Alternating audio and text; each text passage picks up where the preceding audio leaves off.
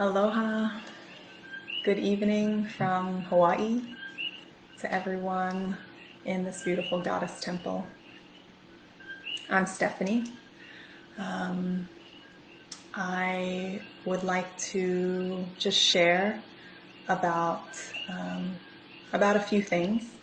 The first is to share my abortion experience a couple of years ago. Another is to share some thoughts I've been reflecting on this evening, which here in Hawaii is the evening before my 36th birthday tomorrow. In Israel, it's already my birthday, so definitely feel like I'm bilocating right now. So on this evening, I've been doing a lot of meditation and reflecting on my life, how I feel being the woman that I am. And but for me, tuning into my lineage and where I come from has been a really important part of coming to love myself more and more. I was on the phone with my mother a couple of days ago, and for the first time, she started telling me, or she shared some things about my family that I heard for the first time. The story I want to begin with is what she shared about my great-grandmother. So, my lineage comes from China. At the time that my great-grandmother was living, it had been commonplace for women to have their feet bound. They had to do this starting from age 5 or 6 in order to have it, take shape. The way they did this was they put the child's feet in like hot water, cut the toenails, and then started breaking the toes, except for the big toe, one by one. They would break the toes. And then they would take the heel part and squeeze it together with the toes. And then they would wrap a silk cloth around it tightly.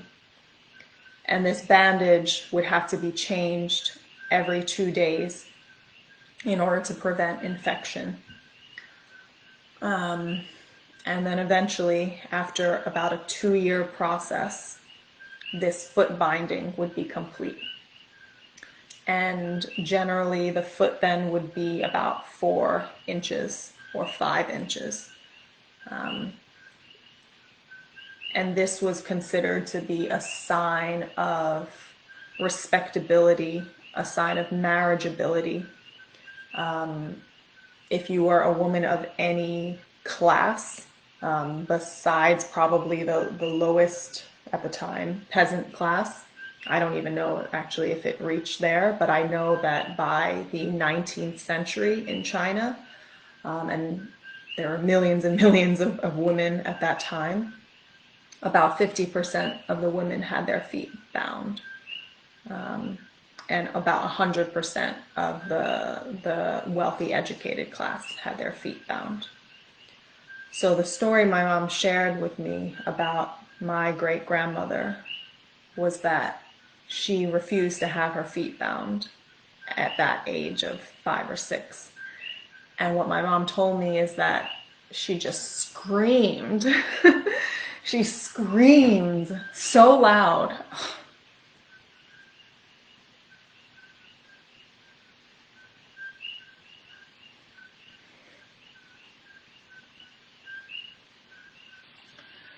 And my mom said that she just scared probably her mother, grandmother, aunts who were binding her feet. And at that time, she was living at the turning point in China when this tradition was going to start dying out.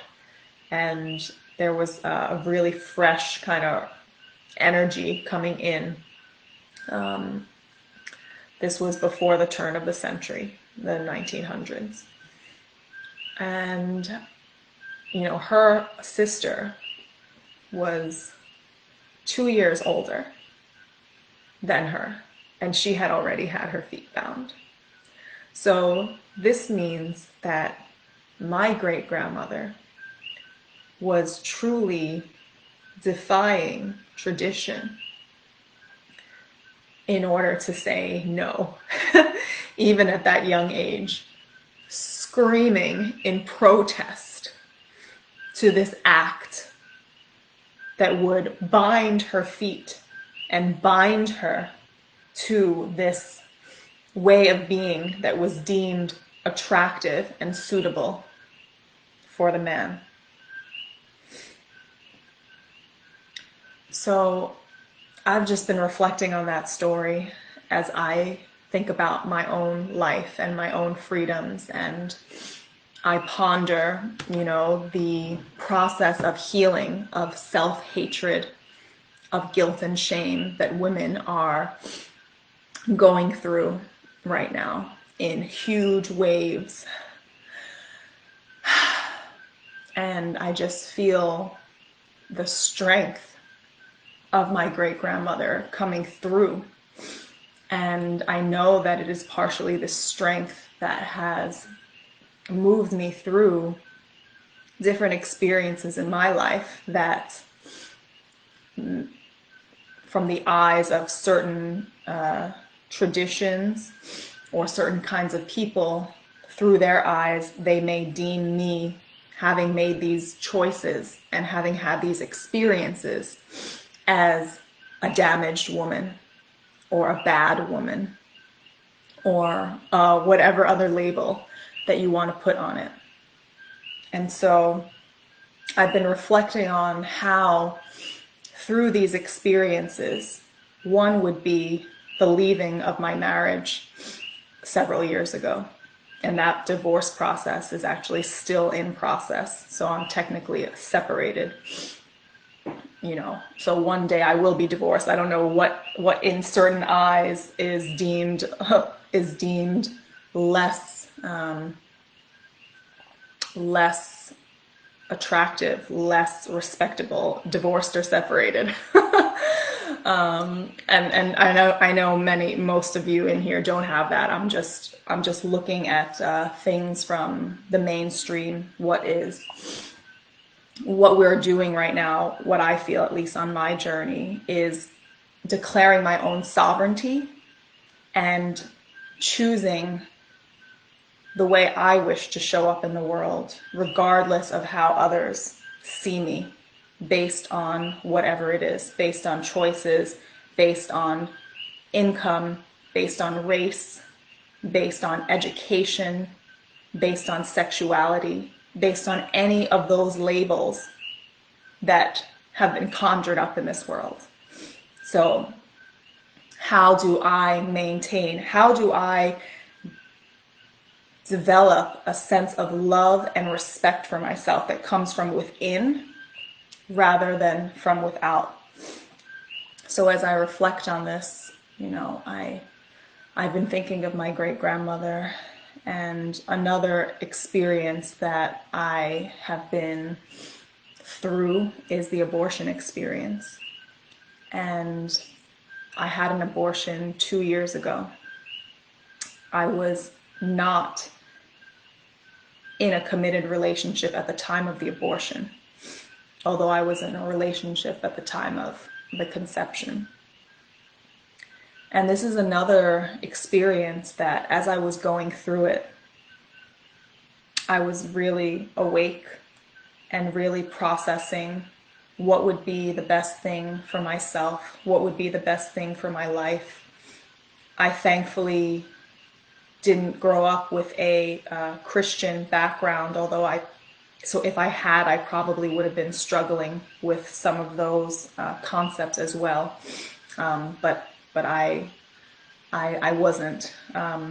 I was well aware, of course, that there are millions of people in the world who would deem my choice to be, I don't know, murder or something like that. but that didn't really affect my choice making at the time.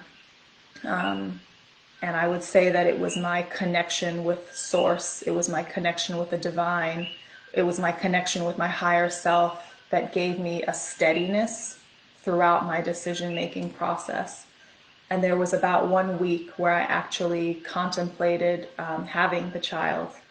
And that was a beautiful week. That was a really beautiful week. And I could feel, I'm very connected with my body, so I could feel my body changing during those 5 weeks up until the termination. And I was really meditating on different timelines of what would be my highest timeline? What choice did I want to make for myself? And in the end, I made the choice to not have a child, to not become a mother, to terminate the pregnancy.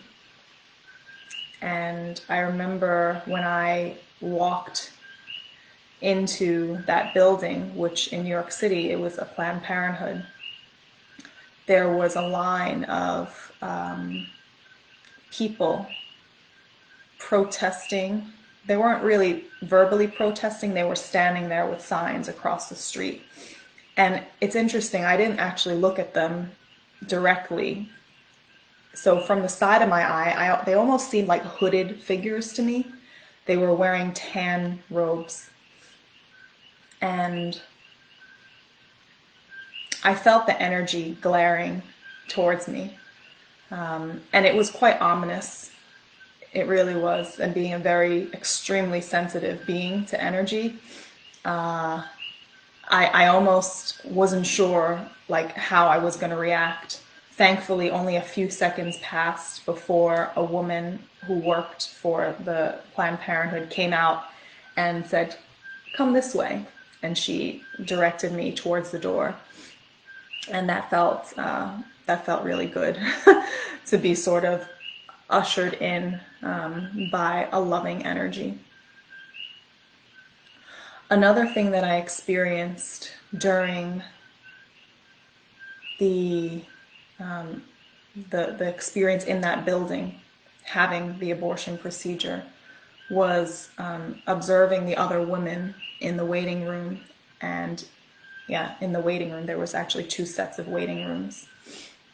And I noticed that we were given the option to either have local anesthesia, just on the vaginal area, or you could also take an IV.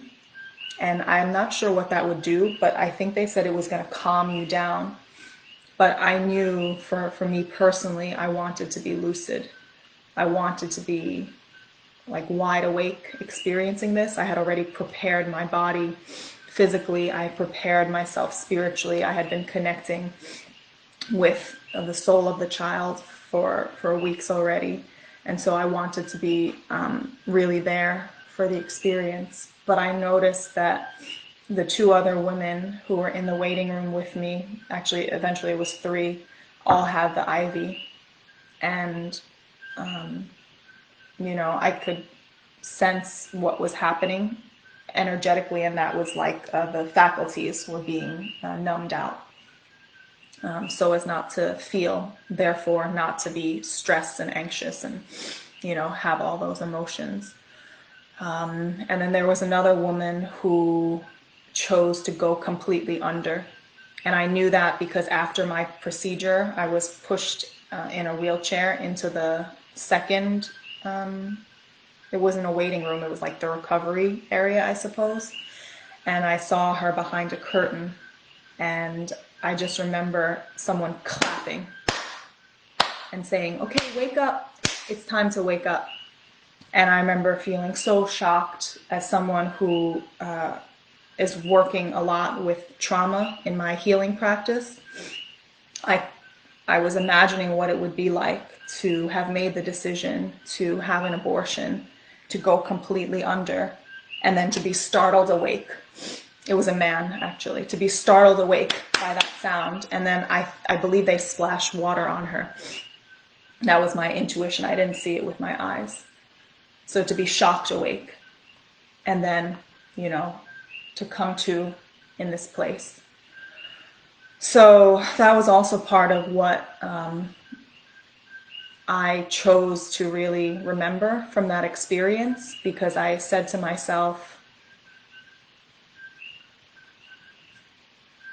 I know that there's all these emotions involved in this process for me.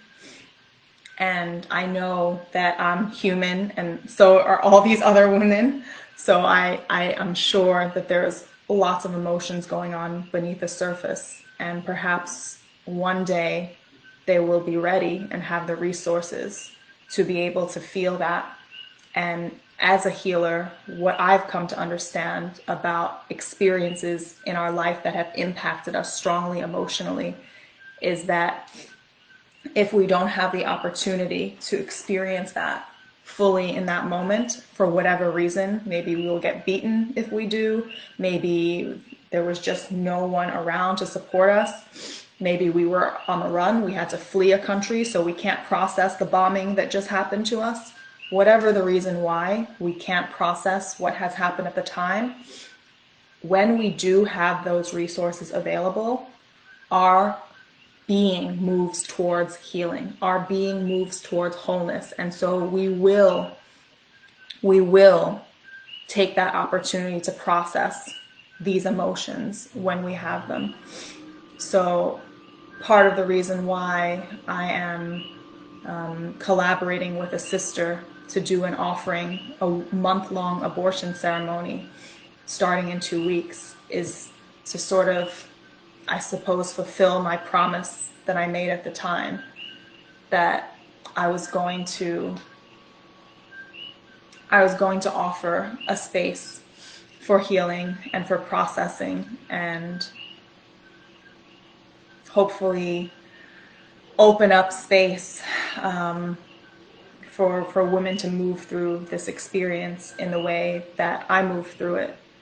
And there's always layers to healing, and I want to share a prayer that the sister that I am collaborating on this ceremony with created for me after we had a private session together. And we were sort of creating this offering through me going through a healing process with her.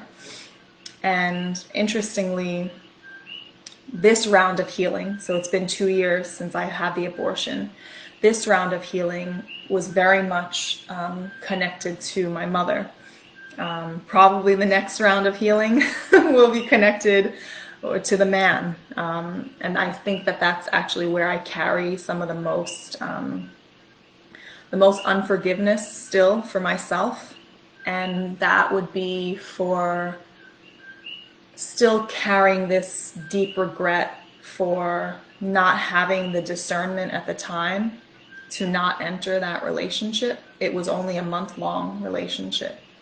And it was very painful to sort of see this person's true colors. And I, still have these feelings of, wow, like, if only you hadn't been so, and then fill in the blank, in a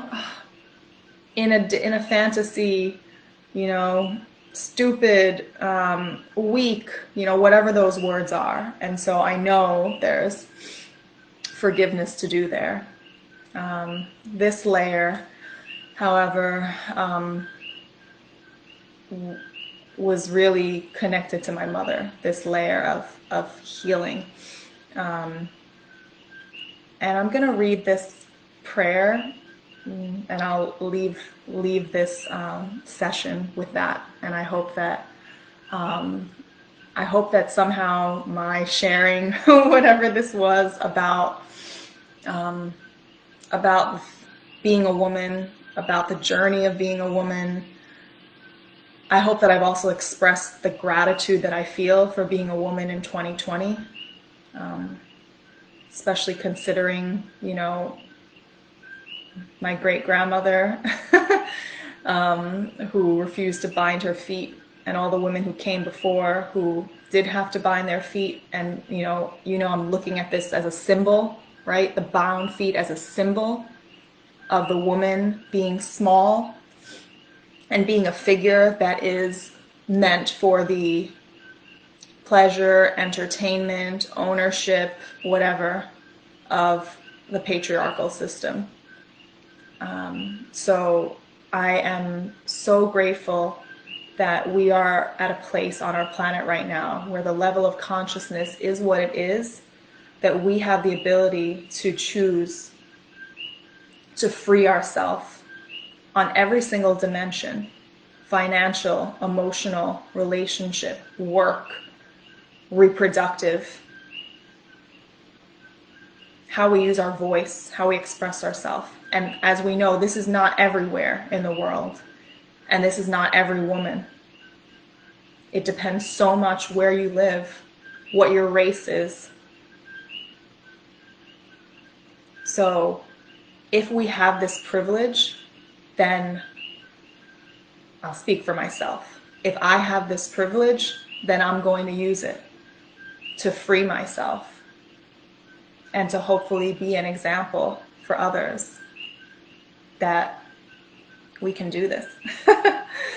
So I'm going to share this prayer, and this prayer is reflective of that journey of my abortion. And my mom actually came with me to the Planned Parenthood, and at the time we really had a strained relationship. And a week after I had the abortion, I moved back in to my parents' home after however many years of not living there. And that healing that took place over the course of that year is what allows me to be here now, living in Hawaii, living my dream here. And so this is also encouragement that whatever you're going through, you can get through it, and it's going to pass. And we're here as a sisterhood to support each other. So I love you. This is the prayer.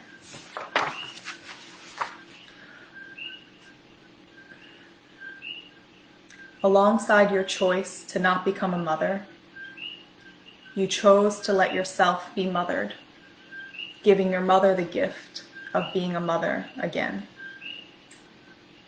Alongside your choice, you let yourself be witnessed by your mother, and you yourself to witness her. You allowed for a new kind of seeing. Alongside your choice was your discovery of the sacred words. I can take care of myself, but I will always need you. Words that heal when they are spoken, words that heal when they are heard. And if one considers mothering as an adjective, quote unquote, relating to or characteristic of being caring, protective, and kind, end quote, then alongside your choice, you created a beautiful circle, mothering your mother in her mothering of you. Namaste. I love you all. Thank you.